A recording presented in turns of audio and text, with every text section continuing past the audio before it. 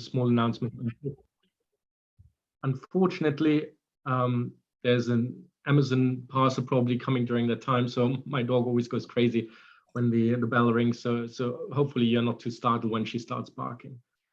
So let me just share my screen. Hope you can all see my screen.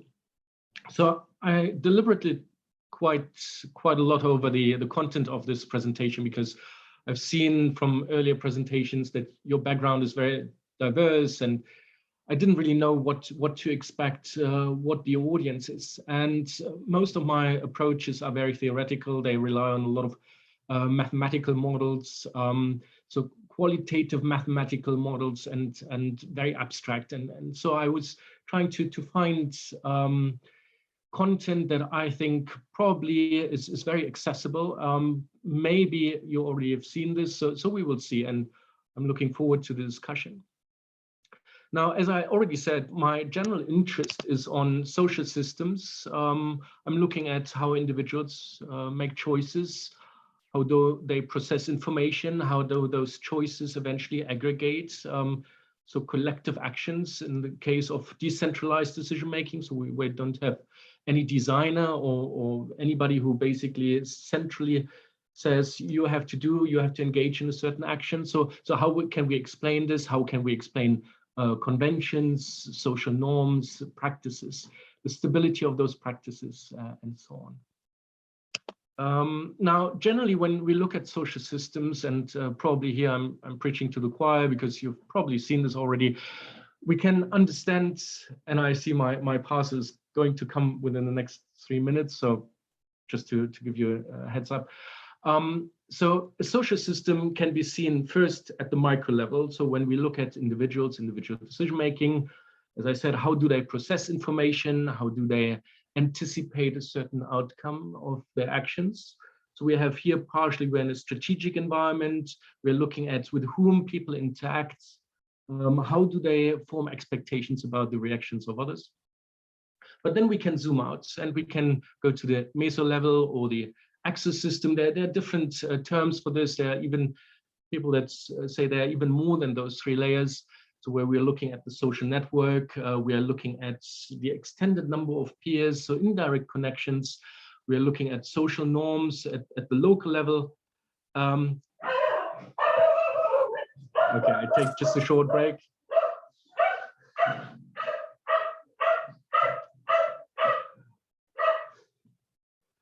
And then we can zoom out further and we can look at this from a macro-systemic point of view, where we look at global conventions, we look at state relations and so on. So I have a few slides that show this more in detail, and again, we can come back during the discussion if you have any questions. So we clearly have the individual at the center, and we need to understand how individuals make choices. Here I rely mostly on decision theory and game theory. So we are looking at individuals as being somehow boundedly rational. That clearly defines or requires an understanding of what is rational. Don't want to go too much into detail about this. Again, if there are some questions, we can discuss this later on. So the idea is here that your choices are at least consistent, boundedly in the sense that they are subject to certain biases. Wrote down a couple of biases, menu effects, where you have to process a large amount of information or pick from a large amount of different choices. So what do people do when there are too many choices? Are they actually better off? Then how do their preferences look like? So the motivators of for those actions. So we know that they are reference dependent. There's a certain projection bias, so where you basically consider your current situation, project yourself in the future, and that can lead to bias. Peer pressure, so we are looking here at other regarding preferences or social preferences. Identity definitely plays a role, and this is an interesting point. Economists don't really look at identity. There's a very small literature, probably maybe 10 papers on identity, the role of identity, and there are a lot of gaps. And in this context, I don't really see myself as necessarily an economist, because unfortunately, economic theory is very much focused on a relatively reduced understanding of the individual and of markets and so on. Now, also clearly, what is the question of how we obtain knowledge. through social networks. How do we process it? Confirmation bias, again, plays a role here. Set of actions and strategies. So what defines my choices? What limits my choices? And so on. And also the question of expectations. So how do I evaluate risk? How do I see or how do I perceive future benefits? So the way of discounting and so on. Also part of the microsystem is the immediate peers that people interact with. Okay, that also leads to social learning, horizontal, vertical, and oblique. So I learn from my parents. I learn from people that are, for example, of my parents' generation, teachers, but I also learn from my friends. Yeah, I interact with colleagues and so on. I see what they're doing and I adopt, for example, a certain strategy, a certain way of life, when I see that they are doing quite well by following those actions. Now, at the meso level, we are zooming out a little bit. And so social networks play a role, the structure, the topology of those networks. So the information that I get, there might be people that control my information. Identity plays a role, my self-identity, my social identity. There might be friction between how I perceive myself and how others perceive me. And also what I now called here social and political and economic motivators. The idea is, what is the economic system that I'm in, the political system? Am I exposed to persecution? Social motivators in the sense of the local norms and practices that constrain, for example, the actions or the choices that I have. They can be internalized. As a consequence, they change my preferences. And so this is basically what defines the immediate social context that I make choices in. I've seen there are 2 questions. Okay. Okay, and then the next one. So this is an example of the social network. This is a theoretically generated, but it's relatively representative of how social networks look like. So you normally have people that are highly interconnected. They exert a lot of control over those networks. So they have a high, what graph theory calls a high degree of centrality or high level of centrality. But oftentimes what happens is that we have small close-knit communities where you interact with a small number of people in that network, maybe 10, maybe 20 people. They are of similar identity. Actually, the colors here define identities. Again, I don't want to go too much into detail, but what you see is that there's an inequality structure that evolves in social networks, especially when you have networks that are based on preferential attachments. So the idea is here you attach yourself to somebody who is already well connected. So as a consequence, you render this person more attractive, and so on and so forth. And through this process, there are those influencers, those people basically that can control a large number of people, that can control information, withhold information. Yeah. Now, the overarching institutions, again, are at the macro level. So we are looking here at the legal framework, state relations. So how do states interact with each other? The language, social culture, the environment. So at an even greater level, not just at the local level. Now, in order to understand social systems, we don't only need to look at the micro, the meso, and the macro level and see how this can affect choices and actions and motivators and so on. But at the same time, we also need to understand that all those levels are interconnected. And this renders the system complex. So complexity does not necessarily mean that there are a lot of parts and there are a lot of choices and a lot of things to consider. Complexity predominantly means that the social system is composed of components that are interconnected, which leads to feedback effects. And those feedback effects oftentimes lead to emergent behavior. So normally emergence is defined as the sum or the aggregation of the individual parts is more than the total. So we have basically something that emerges out of the interaction, out of those individual components. There are feedback effects when, for example, you take actions, you're constrained by local norms and so on, but also those norms affect, or those actions that you do, that you engage in, affect those local norms. The same is for identity groups. You might move into an identity group. You might shift or change the identity of that group. So there's a lot of interactions. And in order to understand how social systems operate, what we need to do is we need to understand those interconnections, the feedback effects, and we trace them. Now, a typical example, or an example that I have worked on, is the case of Lebanon. Unfortunately, I don't really have a case from the continent. I had to rely a little bit on this.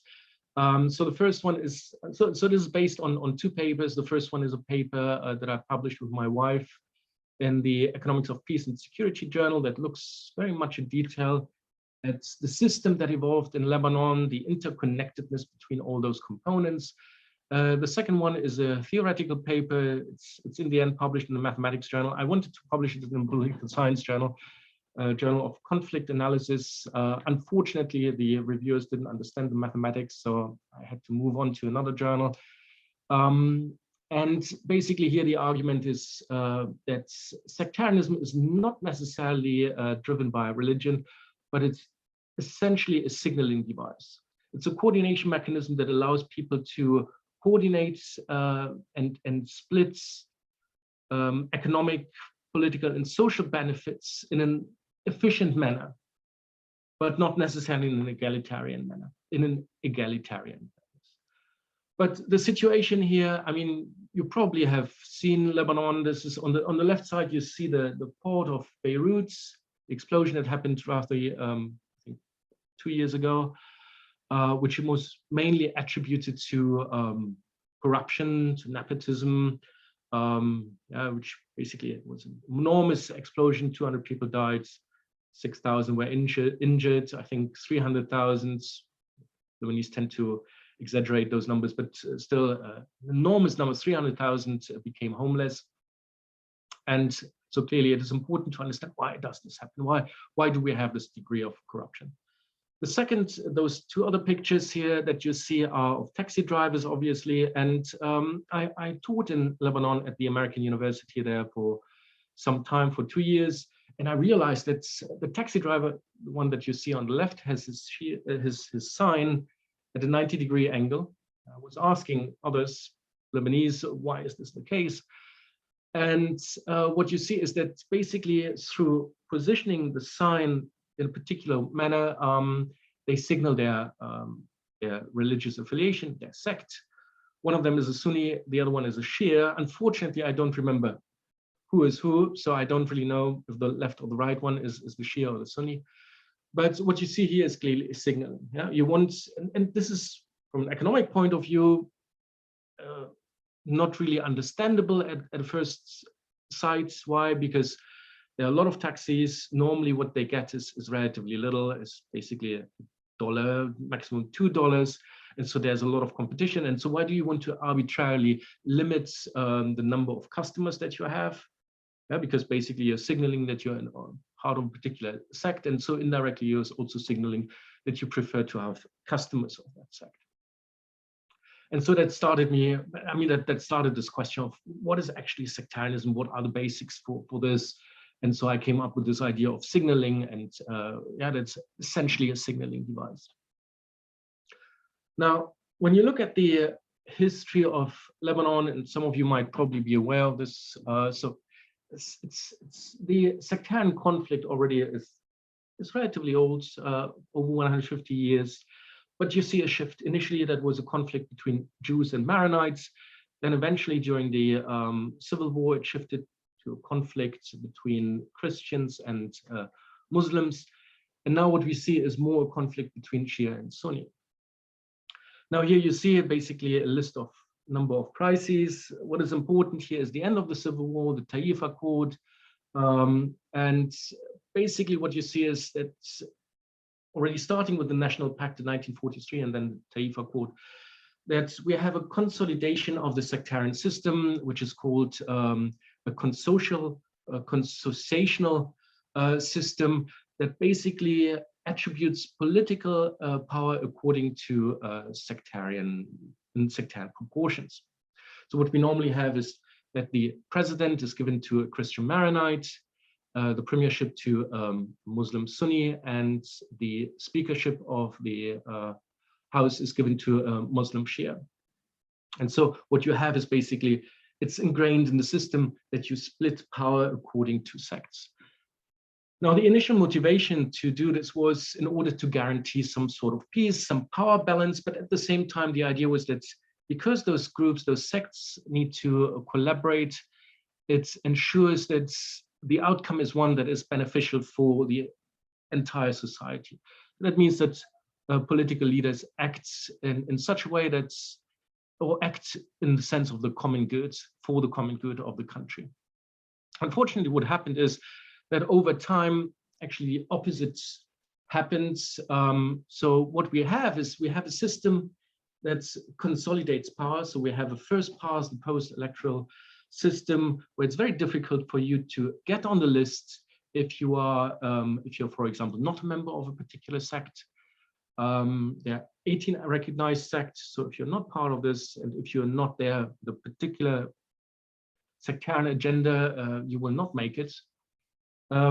Also, clearly, what is happening is that the distribution in those districts is clearly according to sects. So again, normally it's always the same people that win. What is more important is that actively decision makers try to deliberately weaken state institutions. Why? Because then instead they can instate sectarian solutions or options. So social welfare is then not provided by the state, but by the sect. So as a consequence, as an individual, you have to abide by sectarian guidelines if you want to have that security. Now, there's also a connection between now political control and economic control. So what you see is, for example, when you go back to Rafik Hariri, so he was the head of the Council for Development.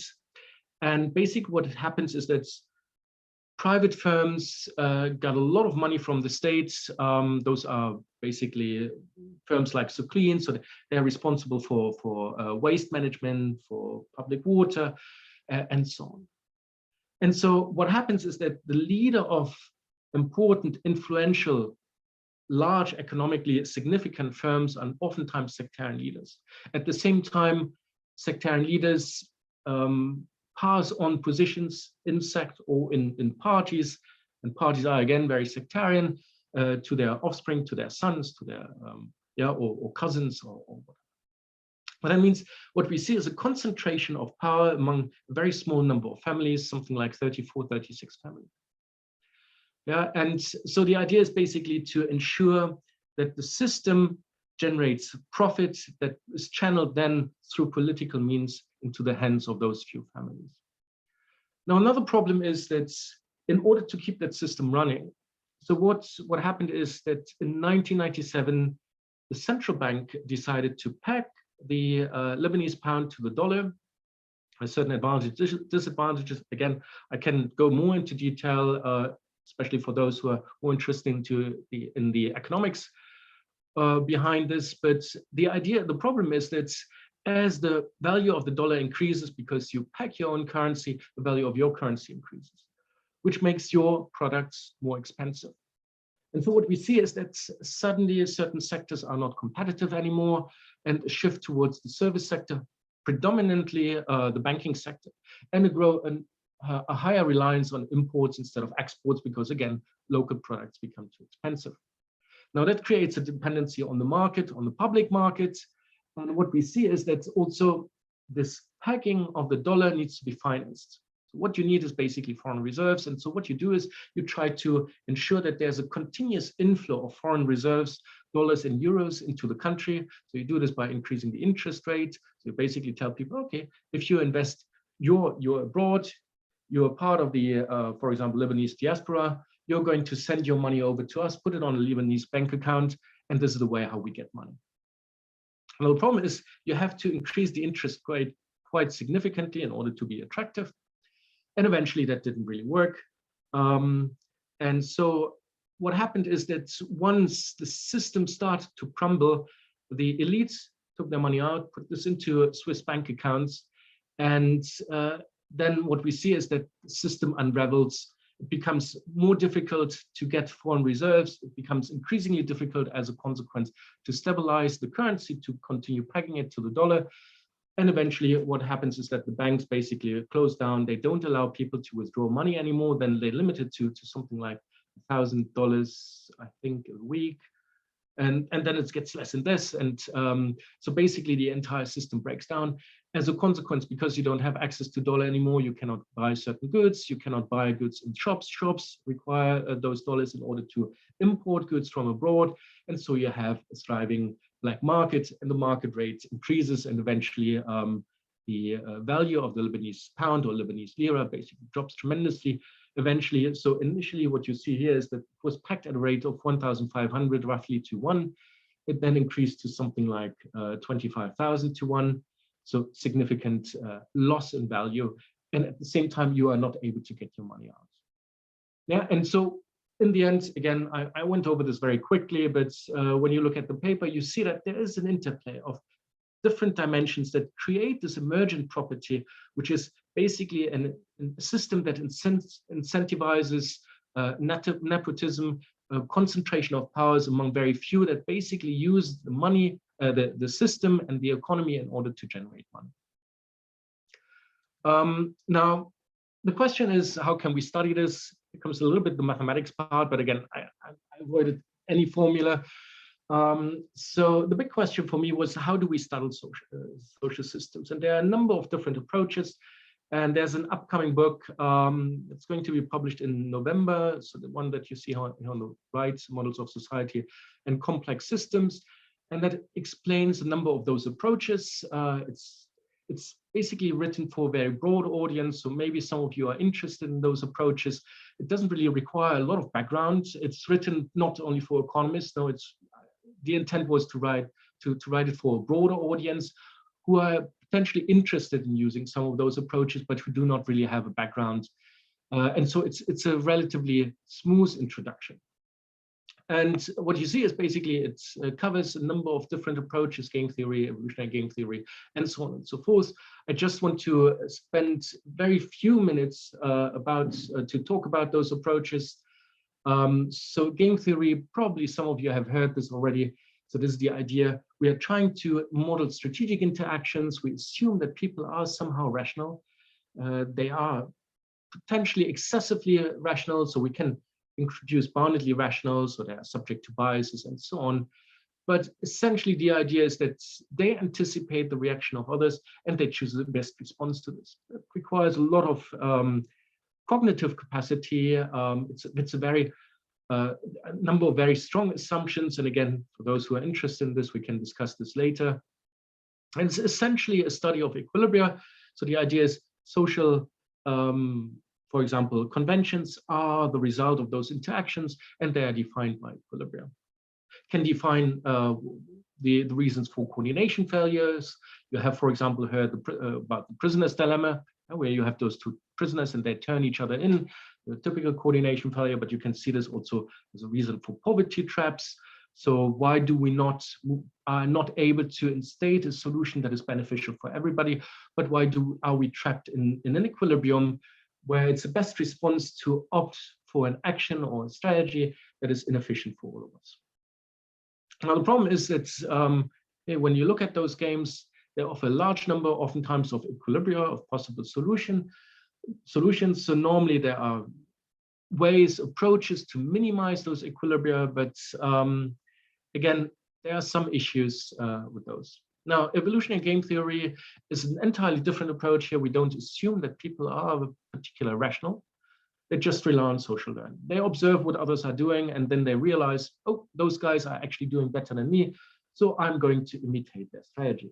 So that's the underlying approach. So we don't really have here a lot of, there's not really a cognitive process, it's a particular rationality, assumptions. It's just basically imitation. The approach is actually better equipped than game theory to identify equilibria, because it can exclude certain equilibria that don't seem to be entirely historically plausible. It can also, because it's an evolutionary approach, it helps us to understand social inertia. So why are we trapped in an equilibrium? And why do we see, for example, systems that move out from one social solution or one convention or generally social system into another one? Now, still, up to a certain degree, we have a large number of equilibria. We have also another number of other assumptions that we are making in order for the system to work. Now, there's another approach. Those are more sophisticated approaches. So stochastic stability and Markov chain. What we assume here is that individuals rely on what is called adaptive learning. So they're looking back at other previous interactions. They say, okay, what have I done before? What have people done before? And they say, oh, this is a relatively good proxy of what is happening in the future. So now I'm interacting with somebody that either I have interacted before or potentially not, but then I use past interactions as a proxy in order to predict what is going to happen in the current interaction, which is a very sensible approach. And this helps us to minimize the number of potential equilibria and essentially to one which helps us to understand why do we observe cultural or social universals. Those are basically solutions to coordination problems, for example, that exist around the globe. The use of language, the use of writing, and so on. There's also a discussion between risk and payoff dominance. Again, I don't want to go too much into detail, but there might be solutions, for example, that make us all better off, but they are rather risky if we don't really know if others, for example, adhere to that convention. Then it's better to pay to opt for a risk dominant equilibrium. That is particularly important when we look at decision environments, how noisy they are, how strong, how clear the signal is, if I really know what others are doing and they know what I'm doing. And it also provides us with a theory that explains why we, for example, see socially efficient and egalitarian outcomes. And I have criticized this approach for this reason, because clearly it cannot explain exactly the opposite that we oftentimes see. Inegalitarian outcome, why are we actually find ourselves in certain poverty traps? Why do we see a situation where a few people are able to accumulate wealth where other people are not able to do this? Now, another approach, this is an approach from sociology based on Mark Granovetter. There's unfortunately only a little literature on this, but I think it's a very interesting approach. Again, it relies on imitation, but the idea is if I see a certain number of people engaging in a particular action, then I'm also going to engage in action. So the underlying theory is, again, one of imitation, but positive normative preferential imitation. So positive means that I skipped this. If there are some questions, I can again go into detail. Probably you all know this theory. Now, what is interesting is that we can see that there might be, for example, if we change the system just a little bit, the distribution of thresholds and so on, we can have entirely different dynamics. So we can use this model in order to understand social movements or large-scale conflicts, how people, under which situation do they protest, why do they go out on the street. We can understand the role of public signals, but we can also see that, for example, what we see on social media might not be representative of the distribution that we have in that society, in that community. So social media doesn't really give us a good idea of how people actually think. It might be a very biased representation. Now, another approach is graph theory, social network analysis. That's more a statistical approach, so it's a little different from the other approaches that I discuss, which looks at network topologies and identifies people that play an important role because they are connected, they're in a strategic position, yes, they are very centrally at the center of the network, so for certain reasons. And it also explains why we see a so-called power law distribution. That means that basically we have a large number of people that are very weakly connected and a small number of people that are very tightly connected with a large number of people, something that I discussed right at the beginning. When we have preferential networks, that's the Matthew effect, where the rich, so the rich in terms of connections become richer and the poor become poorer. Now then there's spatial game theory, where we basically take the approaches and position people into and assume that interactions are only localized. What is interesting is that this additional assumption has quite a significant impact on the results. So here what we see is that suddenly we can see in egalitarian institutions where one group is able to appropriate a large share of the economic benefits or social political rights, It also shows why we can have localized different institutions. So where part of the population adhere to one institution, others adhere to another institution. Again, it actually has an impact on payoff dominance and risk dominance, but here it actually inverts the logic compared to the earlier stochastic stability approach. So it's very interesting that the addition of space to assume that people are only engaging in localized interaction, who only interact with peers, which is much more realistic because I'm not interacting with everybody in society. There's a very small likelihood that I'm interacting probably with people that are living outside of my street, my employment, my workspace, and so on. Now, another approach is agent-based modeling. This is essentially computer simulations where we basically program interactions. We program the decision environment for those agents, and we provide, or we program also the links between all those different components, between the agents and so on. And what we can capture here is this idea of complexity that we have because of the interlinking of a large number of components. And again, I don't want to spend too much time, but again, we have those three levels, and what we can basically see is that there's a connection between the macro level, the local institutions, the meso level, and the micro level. So that defines the local norms, the global norms, and so on. They constrain my action set, they constrain my preferences or affect my preferences, for example, through outside pressure or internalization. And as a consequence, I might then take different actions.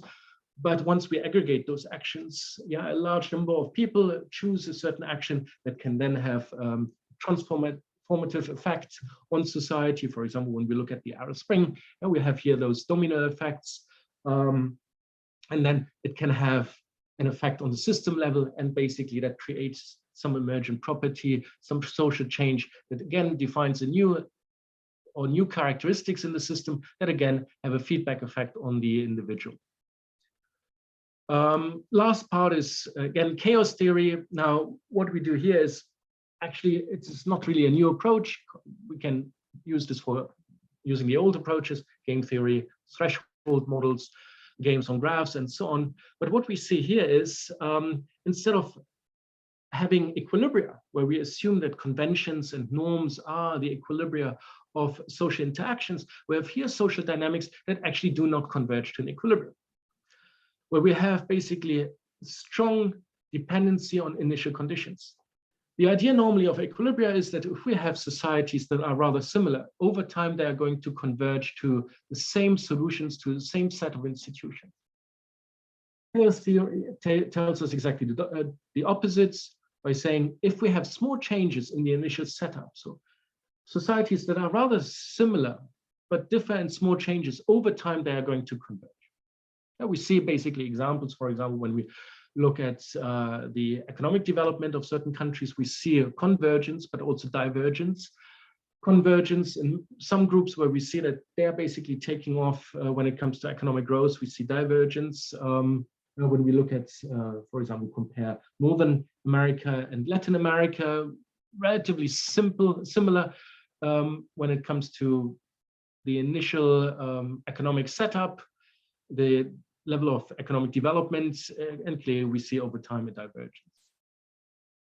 Now what you see here is just a bifurcation graph. I just put this because it's very representative of chaos theory. It just basically tells us, given a certain parameter value, to which point does the system converge. And what you see is that oftentimes the system is critically dependent on certain parameters, certain attributes of the system. So we might have a small number of equilibria, and when you move further to the right, suddenly the system is all over the place. And again, I can discuss this in detail later on if there are any questions. I don't know how much time I used. And last example, before I finish my slides, I did some work on Egypt, primary skills on Egypt. So you see here the reference, it's open access, so that's easy to access. And where we studied a phenomenon that is not unique to Egypt, but that we can clearly find across the continent, where teachers deliberately choose not to teach appropriately in primary schools in order to force their students to take private lessons afterwards. The reason is clearly, one of the reasons is because real wages have been relatively low. You see this on the lower left graph compared to some other countries. So it has been subject to, the growth rates have been subject to a lot of fluctuations, even losses in real wages, clearly partially explained by inflation. On the right, you see basically the income compared to the GDP, which is a good proxy of how much that sector, the educational sector, is valued. And you see again, for Egypt, that is relatively low. So they have a very low income. And so the idea is they have to engage in this practice in order to ensure that they get money, that they survive. And what you see on the top right graph is a distribution of what parents actually pay. So the likelihood, so you have, for example, if you look at £2,000, I mean, the graph is clearly 3 years, 4 years old, it must have definitely changed. So for example, if you look at 2000, you see that 70% of the parents pay less or equal to 2,000, which means that 30% of the population pay more than £2,000 a year. So there's clearly a small, as we go up with the numbers, we see that less and less people pay more than this. But still, it's a relatively large amount. Actually, the average is somewhere, so the arithmetic mean is somewhere around £2,000. And this is based on a study where we collected responses from 1,405 Egyptian households and the same numbers of teachers. We wanted to understand how much they are paying, why they are doing this, and for teachers, the motivations behind this practice, and how satisfied they are with their job, and again, their experience, what are the problems that they face in class. And so what we found out is that actually, because this was the first idea, this intuitive idea of the Egyptian government is to say, okay, we have to increase their wages. The problem is that actually it would not significantly change on its own as just when you apply this as a single policy. So increasing the wage would not significantly change the actions of teachers. They would still try to minimize their effort in school in order to ensure that they have this additional income. This is basically for two reasons. The first reason is that the income from private tutoring is significantly larger, maybe 20 or 30 times higher than what they earn throughout the month. If you're a good teacher, if you have a certain reputation. So even if they double your income at school, you're not going to forgo that huge amount of income that you can make after class.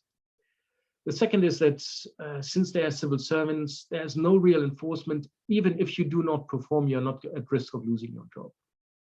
So you don't really have a risk here.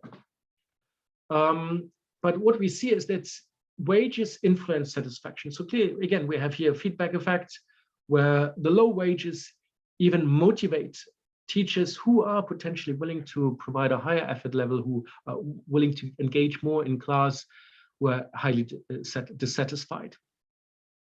And the decision to offer private lessons is affected by the financial income, it's obvious, but also questions of reputation, compliance with the law, how teachers are perceived by the various stakeholders.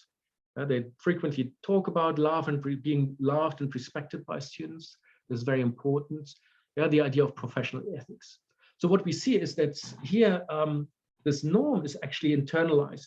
A lot of teachers, but a lot of parents also accept this as a norm. They say, yes, we totally understand, given their low income, that's what they should do. So there is no social pressure to abandon this practice. And also, teachers do not perceive this as violating their professional ethics. Now, what we did is we analyzed this data. So that was the first part of the results. And then we had a second part in the model. We use an evolutionary model.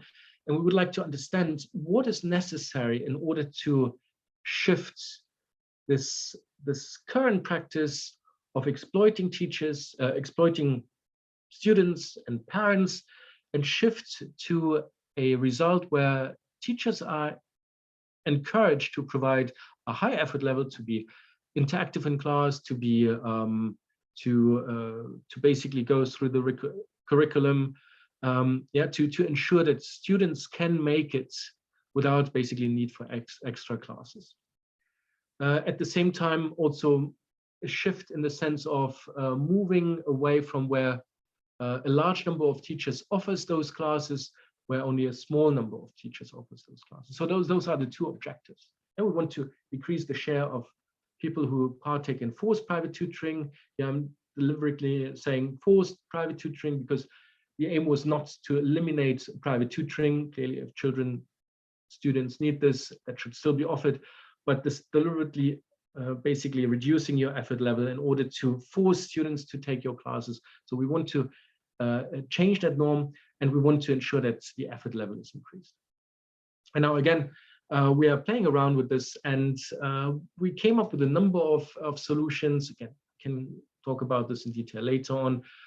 But so we see an interplay between the disutility of teaching. This is clearly the idea is that when you teach, you have, there might be also joy, but given what we have seen, how those classes are, normally class sizes is tremendous. We have very large class sizes, 35 students, sometimes 50 students. The work environment is not really great. So normally it is difficult to exert a lot of effort. So we, as economists, we call this disutility. And we see that it's coupled with a status effect. So, and the impact, so if we want to use policies that make it easier for teachers to target by reducing, for example, class sizes, generate a status effect where where it's appreciated, first the role, the position of teacher is appreciated, but also the good quality of teaching is appreciated, then the effectiveness of those policies or interventions depends very much on the market power and clearly also what teachers make. So they clearly make a huge amount of money that is not going to have an effect. What we also can see is that sometimes there might be certain policies that create a trade-off between short-run benefits and long-run benefits. So we are basically able to upset that norm temporarily and improve the teaching conditions. So teachers are willing to work more, to provide a higher effort level, but eventually we're going to converge back to the old status quo. And there are other policies that don't really have an immediate effect, but they can have long run effect. So here we are looking at social inertia. So again, that's a big question. Do we want to have immediate results, or are we focusing on the long-term effects where we can see a cultural shift, a normative shift towards a norm where this forced private tutoring is no longer accepted? And last but not least, and I think this is general results that we have in social systems because of the interconnectedness between all those components, we see that certain policies oftentimes have unintended consequences because the relationships are non-linear, so they can have basically they have not only an impact on the decision maker, in this case the teacher, but also on the social system itself that can have then feedback effect and lead to actions that are actually not intended by the policy. So that just gives you an example, and that explains also the complexity of social systems and the policies implementing those policies. So what we, as a last sentence to finalize here, it is important that we don't only understand how individuals make decisions, but also how individuals make decisions as part of a larger collective, as part of a social system. And that requires that we understand how those individual components that are part of the social system, there's not only the decision maker, but also conventions, norms, and so on, how they interact and how policies create feedback effects and then help us to predict, for example, the consequences of those policies or those interventions in order to make them not only effective, but also sustainable. Okay, so that's what I prepared for today. So I'm happy for any questions. Shall I close the slides? Thank you very much, Sebastian. You. Yes, thank you for your presentation. I particularly liked the overview of the different approaches to understand social structures or social systems. And now I'd like to invite Professor Marconi to initiate the conversation with you. Okay, hi, Ille, thanks a lot for this. Let me start off with this scenario. In Egypt, for example, in the preschools, do the parents send their kids for private tutoring at preschool? Or this thing, the private tutoring phenomenon starts at primary school? When does it set in? When do they make the choice that my kid requires private tutoring? Yes, that sets in relatively early. So the study was on primary schools, but we have this throughout. So we have this up to a higher education, so the university level. And the problem is that it's self-reinforcing. So what we studied is that, sorry? So what we studied is that teachers, even new teachers, when they go to school, and they're very idealistic in the sense of, yes, we want to help those children, we want to teach well, they are pressured by other teachers not to do this. Why? Because it is reducing the need for those private lessons, and as a consequence, the income that they can generate. And so this is actually a phenomenon across the continent. So there has been recently a publication by Mark Bray, who worked on this quite extensively, both in the Asian continent, but also on Africa. And so he has done a lot of work for the UN, and he shows basically that this is a phenomenon across the continent and at various levels of education. So it affects, let's say, the high school, and does it affect, does it have an impact at college level, that the professors underperform so that they can do private tutoring? Or the situation is now different at no, it is still a problem. It is also a problem not only in public schools but also in private schools. Okay. So that's a general phenomenon. It might be even that in private schools you end up actually paying more, especially since if those classes are given, for example, in English, and so then those tutors charge more. So that is basically across the board, because the question is, so you pay for a private school in order to get a better education, but that does not prevent you from being forced into private classes. That is not only that because teachers teach less effectively, but also they oftentimes know which questions are going to be asked in assessments. Okay. So you go to those private tutoring classes because then the teacher will particularly focus on those questions. It gives you a higher chance to score highly, which then gives you a higher chance to advance, also then to go to university and so on and so forth. So there is clearly a pressure for students and teachers, for students and parents to pay for this. And what they also exploit, and this is what we studied in this paper, is something that you oftentimes see when you use credit cards, Visa and debit cards, and you spend small amounts, and at the end of the month you realize that you spend a large amount because you're not taking it into account that you have a number of those small amounts, they eventually aggregate to a large amount. And again, here you pay for individual classes, you don't clearly pay for months, you pay for individual classes. They are rather cheap, but because of the high frequency over the year, they pay a tremendous amount. So a lot of parents don't even know how much they are paying. So let me take you into classroom, for example, where the teacher is deliberately underperforming. What do the students do when they know that the teacher is not teaching as effectively as they should? There must be a lot of social problems that arise in that particular classroom. I know the teacher is not teaching us as much as they can. So what do I do with my other friends? We just play around and fool around. Or how does learning take place in spite of ineffective teaching by the instructor? That's a good question, because again, here we see two phenomena. So the first one is, it's an accepted convention. It's basically, it's parents say, okay, look at those poor teachers, the little money that they earn, this is how they make money, this is accepted. If you're raised with this convention in mind, so you're not going to question it.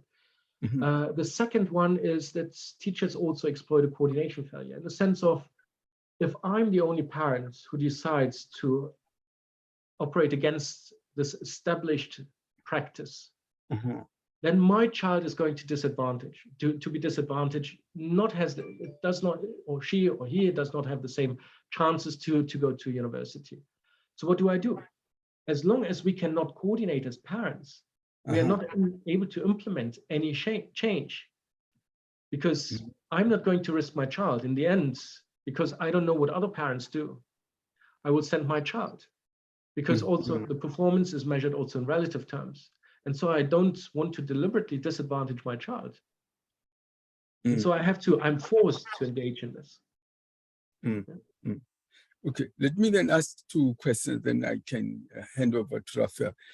At the beginning of your presentation, of a fascinating presentation, you showed us this model, this micro, meso, and macro.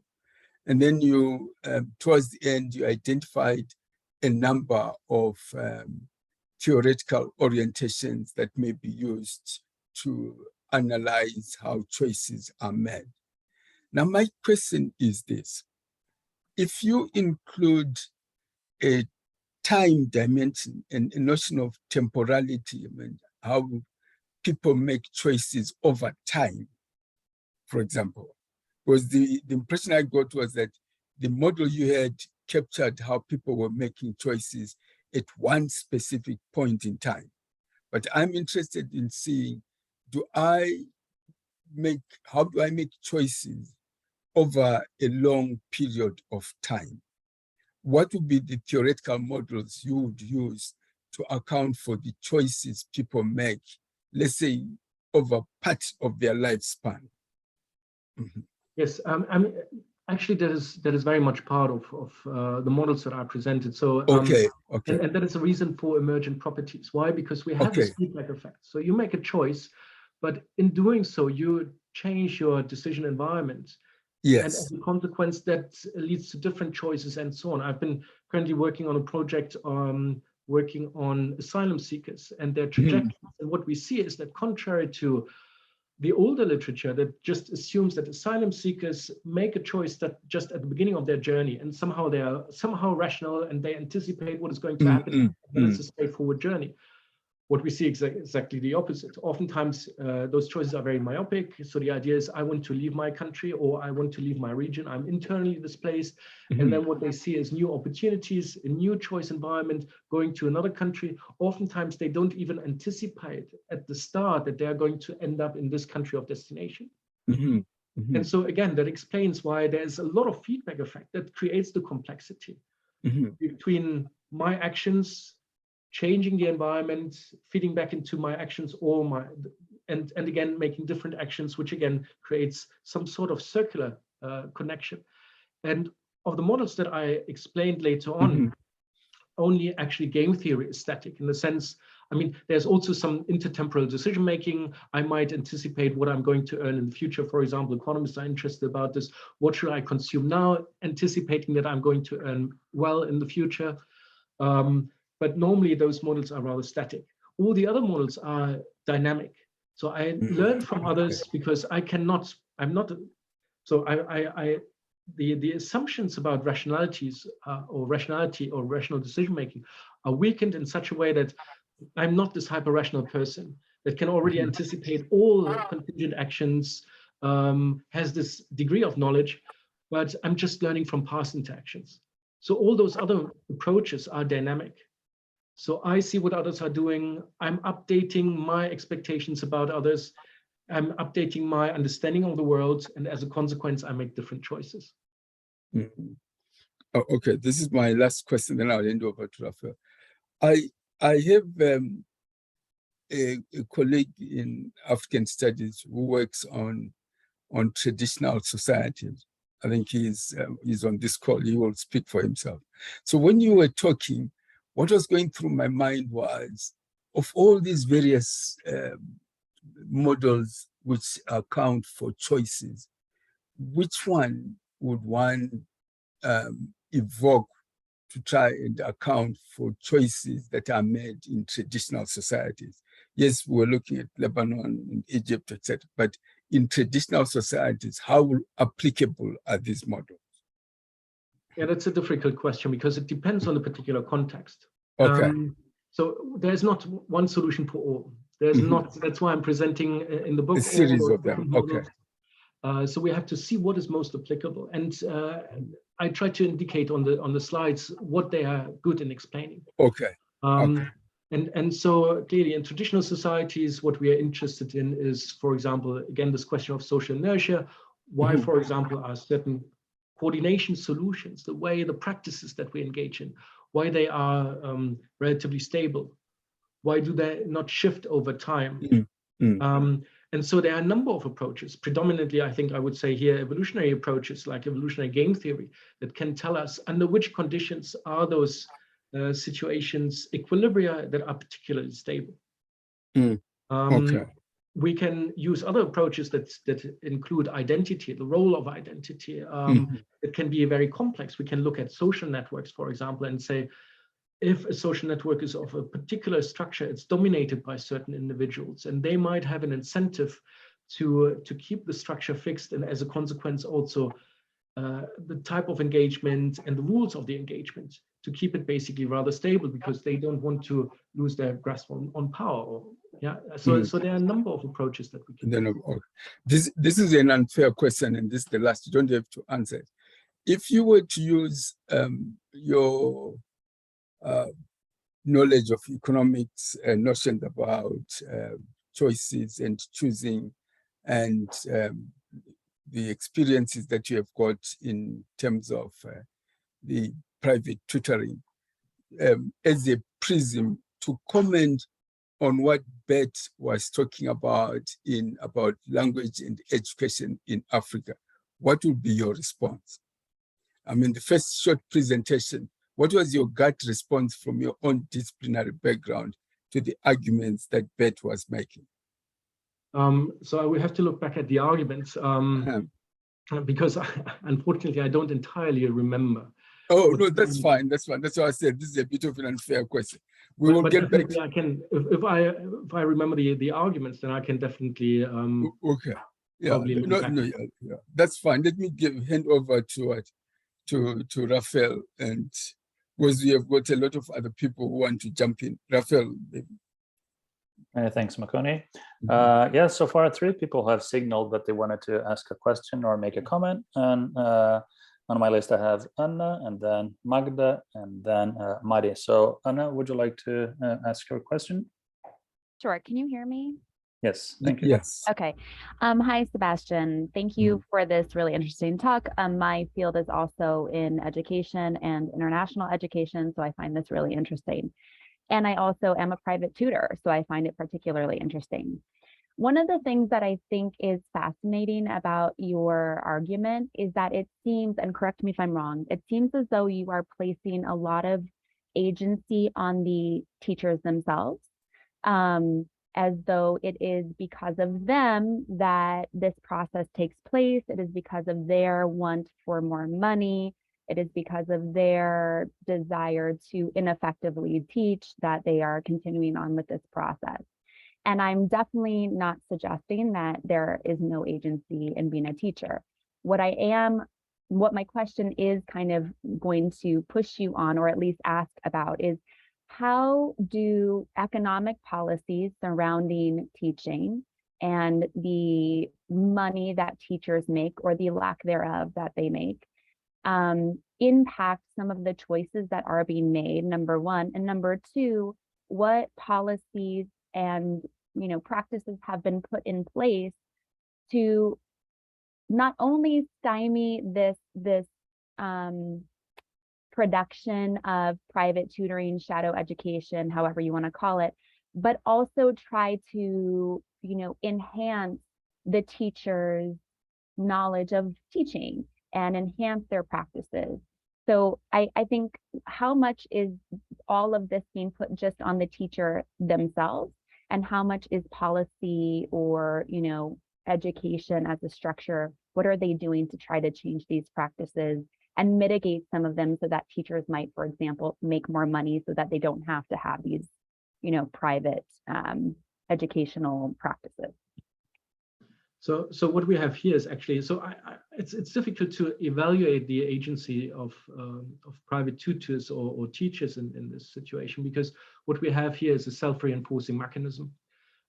So it is not necessarily a deliberate choice of individual teachers to say, oh, I don't teach properly, because the problem is that there is some sort of social pressure, there's some acceptance of the norm. So it's not that necessarily teachers are perpetrators, but they are also victims of the institutional environment. Now, it is obvious. I mean, I think a lot of people would do the same. If you earn, I don't know, something like $100 a month, and you know that you can make another 800 or 700 through private tutoring, and you know that you cannot pay your family through just teaching at school, then there's no other choice.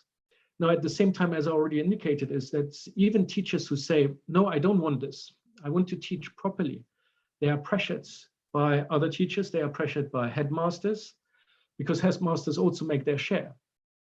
And now the question is, at the same time, what we see is that it is accepted.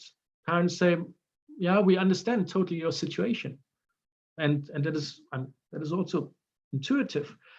But in doing so, there's no necessity or no external impact or influence, social pressure to change that norm.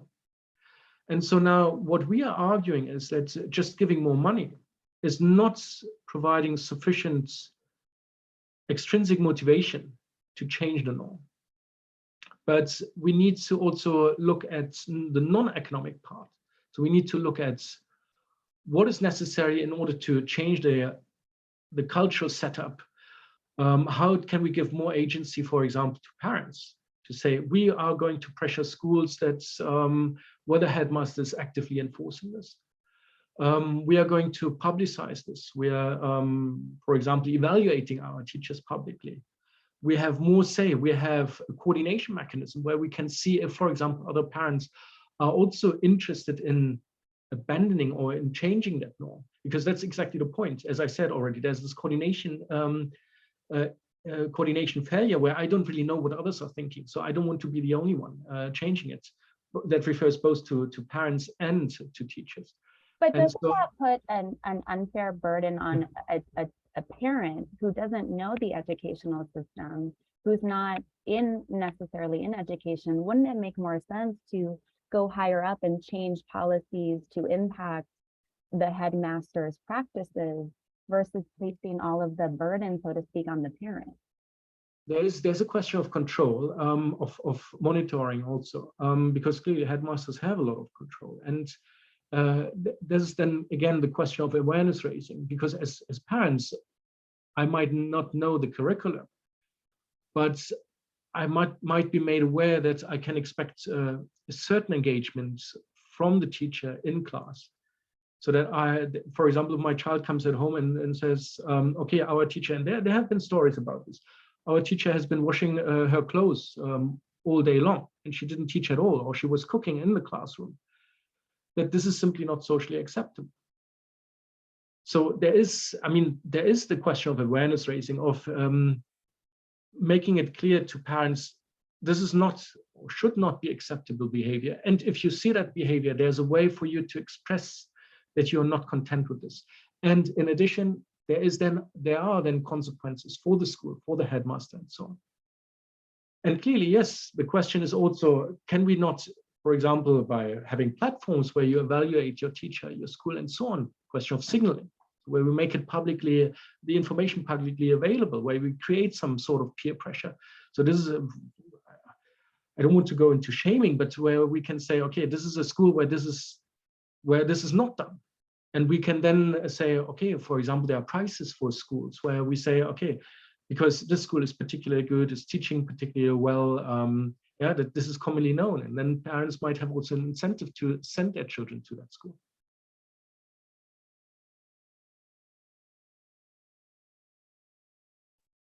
Thank you. I will now move on to ask the question by Magda, who wrote it in the chat. So I will read it. Thank you, Sebastian. Those social models are new to me. Could you please explain again which approach or theory you applied to analyze the economic political crisis in Lebanon, and which approach you used to analyze the private tutoring in Egypt? So for the one in Lebanon, I didn't use any of the approaches. So that's very accessible. There's no mathematics in this one.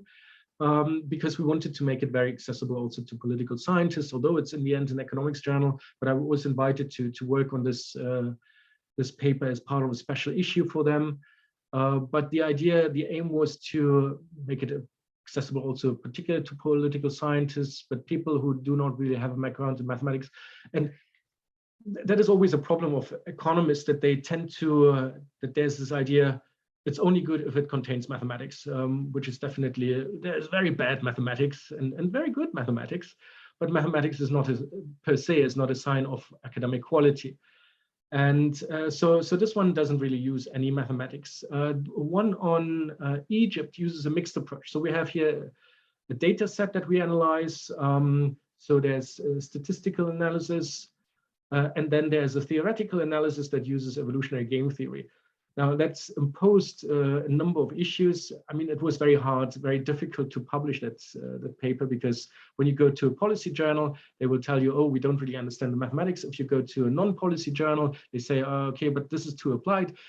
Now, yeah, it was sitting between those chairs, and eventually we published it in a good journal, but it took a while. So it was more try and error and sending it to a journal and then the next one and so on and so forth.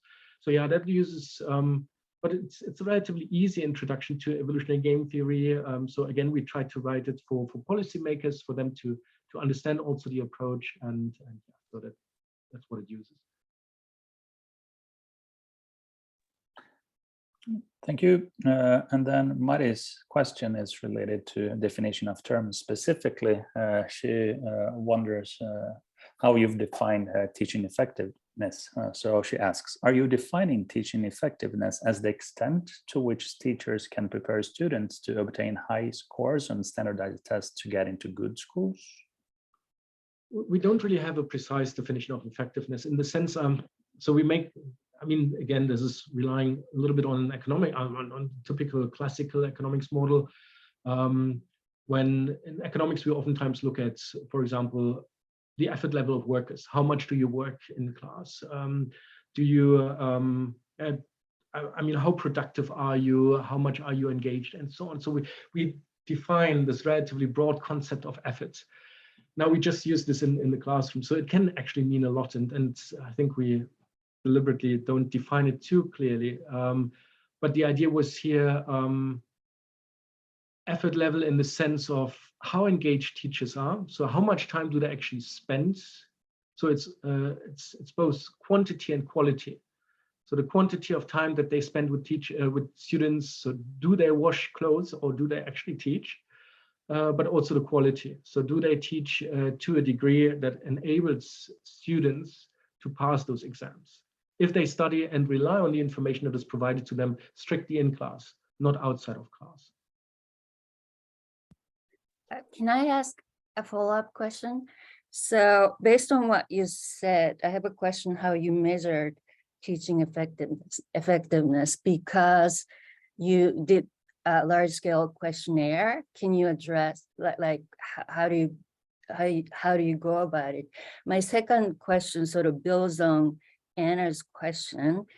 So I understand the Egyptian case, but I was thinking about Asian countries. So China, Japan, Korea. Anna talked about policy issues, but in these Asian countries, it's sort of like Confucianism. You should achieve better, and it's really culturally embedded. And so language policy would not really disentangle that sort of like culturally embedded practices for achievement-oriented culture, right? So how do you incorporate, I understand you're economists, but how do you incorporate those cultural elements in your analysis? So the first question, so what we did is in the interviews, we just asked them about generally how they teach and so on. But definitely what we do is we don't generate a quantitative measure of effectiveness or effort level. Those models that we use, or that also I describe in the book and in the presentation, are what mathematicians call qualitative models. Why? Because we just assume that there is a variable, E, for example, for effort level, and we don't really quantify. We just are interested in what increases E, what decreases E. So we are not really trying to have a scale, not even an ordinal scale compared to a cardinal scale. So we make our lives in that sense relatively easy. We are just looking at this from a qualitative point of view. Because it's also difficult to measure, as you said, to say what is now, is it from a scale from 100 to 1? Do we use a linear scale and so on? So there are a lot of questions involved.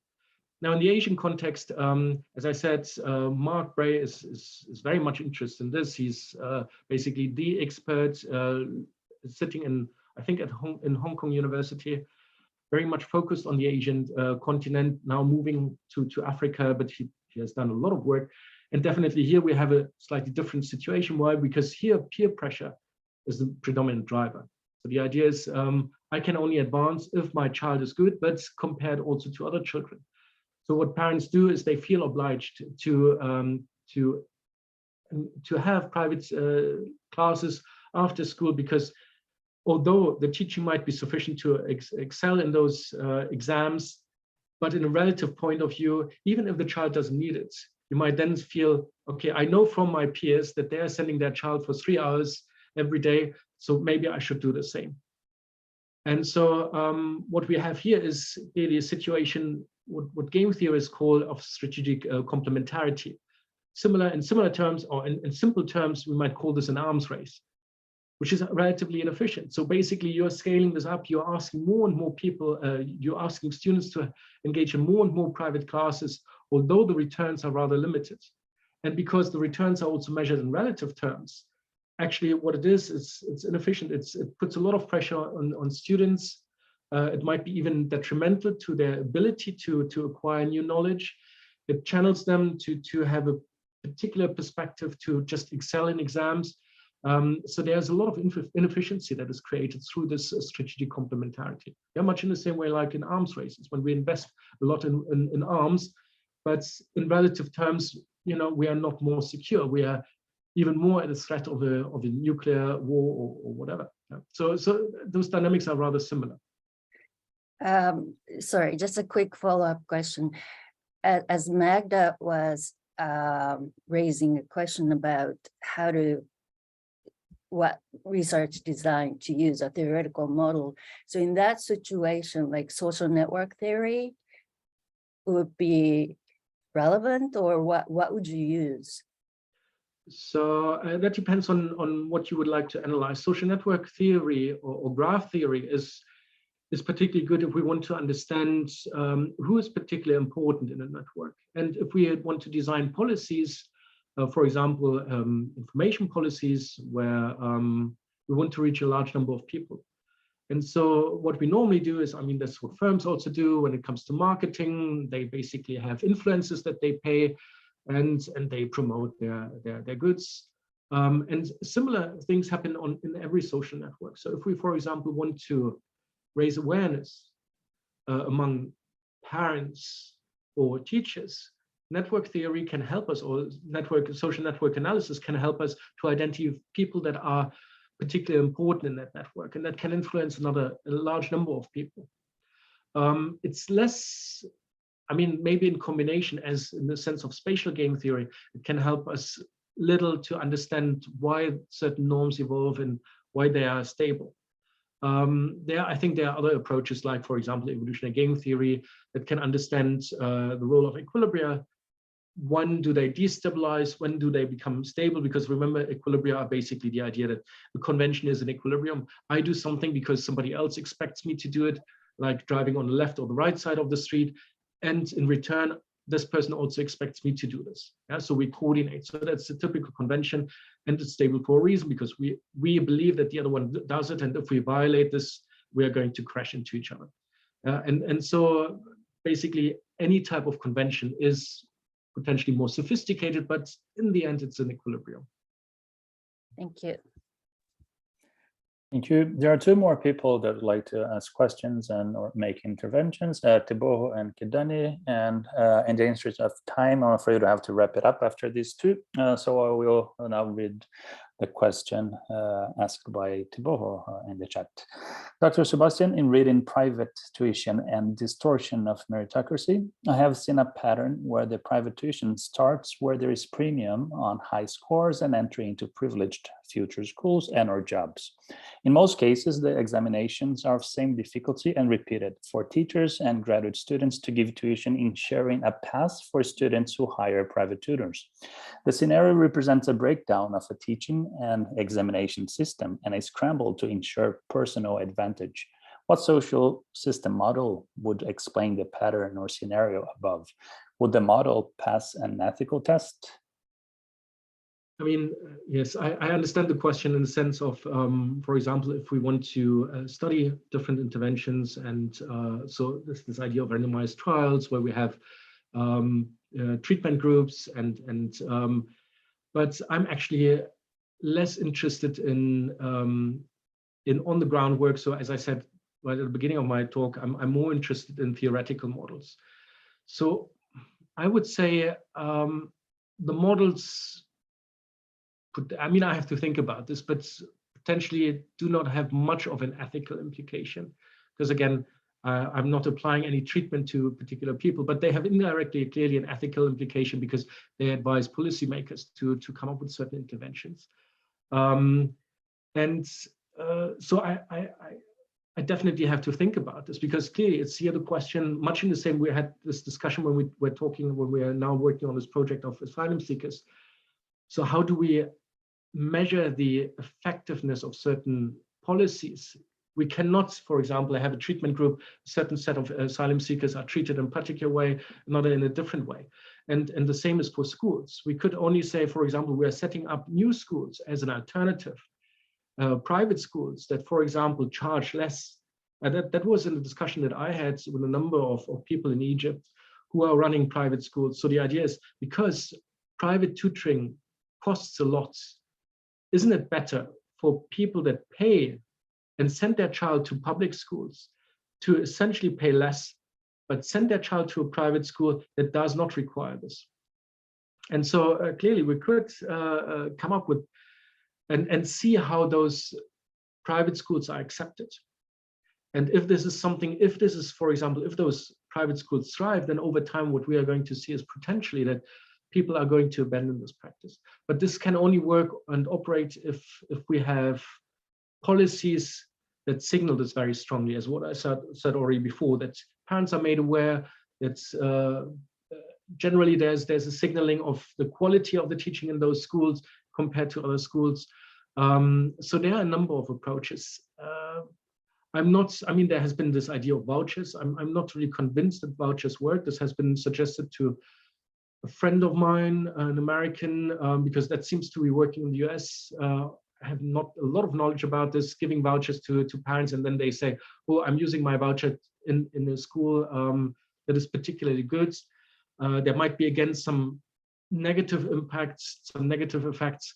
It is, to summarize, because it's a complex system with a lot of feedback effects, and at the same time, it's an ingrained convention, it's very difficult to upset it, to change it, and to have policies that operate on several levels in order to engage teachers and make them basically abandon this norm. Because what we essentially need is a critical number.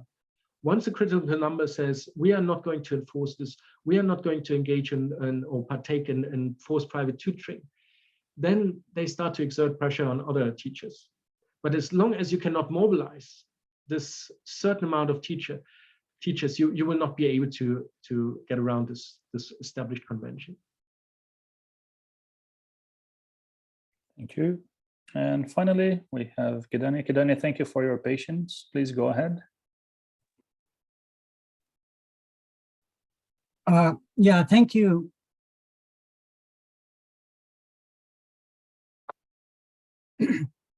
Yeah, my question is, it's very likely that the Egyptian parents are stuck with the paying off the tuition. Earlier, Sinfree asked about the traditional system as well. When I look at peasants and pastoralists in drier areas, for instance, I find that the environmental change has made their economic systems unsustainable. And it's very difficult for them to attempt new economic activities because that also involves risk. Now, what I'm looking from your model is, does it point to how change comes, either for the Egyptians or for this traditional, those people that operate in traditional economic systems? You pointed out about the critical number in the case of Egypt, but how do you get to that? So I guess what I'm asking is if you could elaborate how you see change coming with this model. Thank you. So, I mean, there are a number of approaches, and again, economists basically studied those so-called poverty traps quite intensively. Typical example is study. That's an example by Sam Bowles, one of the economists that taught me in my PhD. And he, for example, explained that he was in Palampur and he talked to the peasants there. And what happened is that he realized that they are seeding very late in the season. And as a consequence, their crops are relatively small. So the harvest is relatively small. And so he said, so why don't you do this a little earlier? You know, you're going to have a bigger harvest. You're going to be better off.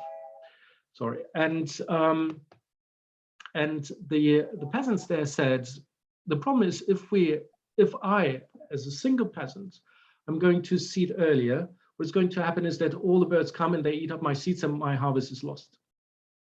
So we can only collectively change the season in which we are seeding if again, a critical number of people, because then clearly the birds are not going to eat all the seeds. The more participate, the more it's distributed, the bigger is my harvest. And so we are collectively going to be better off. And I mean, there are different approaches. And again, it depends very much on the context.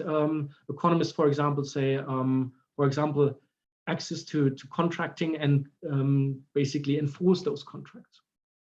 That is the question. For example, is there a legal system where we can, for example, sign contracts to engage in a particular action? And can I ensure that I can force people to abide by the terms of the contract? That's even outside of this argument as a general argument. So the legal framework plays a role. Monitoring plays a role. If I cannot see what others are doing, and they might have an incentive to do something that is not socially efficient, because oftentimes social conventions are the result of situations where what is individually best for me is not what is best for society. As long as I cannot, for example, questions related to overfishing, public goods, yeah, are open to exploitation. And so the question is, can I monitor people? Are there devices to monitor people? Again, we can also think about culture shifts through what I said before, awareness raising, explaining to people there's a win-win situation. If you change your behavior, you're going to be better off. That's linked to the question of trust. Yeah, can people trust information? Oftentimes, this is the situation where state institutions are very weak, like in Lebanon, where people do not trust those institutions. So can we basically create confidence in those institutions through signaling, through information campaigns and so on, but also through that those institutions do something good so that people are basically understand, yeah, they are beneficial for me. So there are a large number of different approaches, but they are very context specific. So it then depends on the system. There are a large mode of interventions, large different types of interventions, educating people, yeah, information and so on, that can help people move from one equilibrium to another equilibrium. But again, it depends very much on the situation.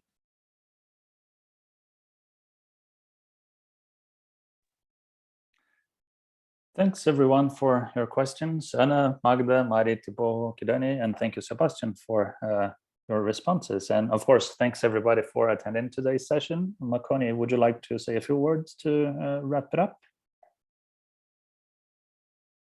You're still muted. Sebastian, thank you very much for this useful conversation. I think what we will remember as part of this is the impact of private tutoring on what happens in the classroom space.